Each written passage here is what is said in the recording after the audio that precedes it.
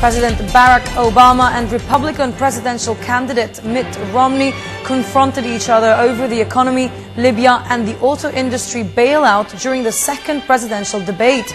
The debate at Hofstra University in Hempstead, New York, was in a more intimate town hall format. This report from Deborah Jimbara of Reuters. Round two of the presidential debates, and both candidates came out swinging. We have fewer people working today than we had when the president took office. And Governor Romney says he's got a 5-point plan. Governor Romney doesn't have a 5-point plan. He has a 1-point plan. Within the first 10 minutes, they disagreed over the unemployment rate, how to handle Detroit, and their respective job growth plans. He said that I said we should take Detroit bankrupt. And that's right. My plan was to have the company go through bankruptcy like 7-Eleven did at Macy's and at Continental Airlines and come out stronger. What Governor Romney said just isn't true. He wanted to take them into bankruptcy without providing them any way to stay open. And we would have lost 1 million jobs.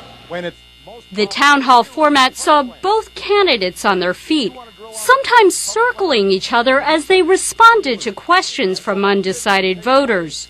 There were a whole bunch of oil companies. No, I had a question, and the question was, how much did you cut them by? You want me to answer a question? How much did you cut them by?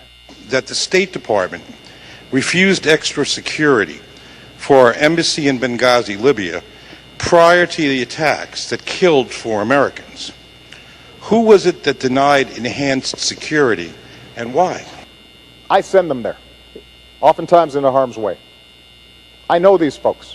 So as soon as we found out that the Benghazi consulate was being overrun, I was on the phone with my national security team, and I gave them 3 instructions. Number 1, beef up our security and procedures, not just in Libya, but in every embassy and consulate in the region.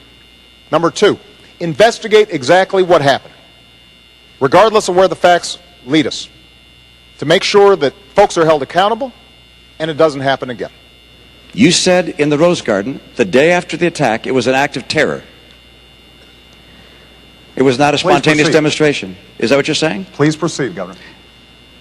I want to make sure we get that for the record, because it took the president 14 days before he called the attack in Benghazi an act of terror. Get the transcript. He did, in fact, sir. So let me call it an act of terror. Can you say that a little louder, Candy? He did call it an act of terror. It did as well take 2 weeks or so for the whole idea of there being a riot out there about this tape to come out. You're correct about that. The candidates discussed the economy, energy policy, and how women might fare under their leadership. And that plan is to make sure that folks at the top play by a different set of rules. That's been his philosophy in the private sector. That's been his philosophy as governor. That's been his philosophy as a presidential candidate. The president has tried, but his policies haven't worked. He's great as a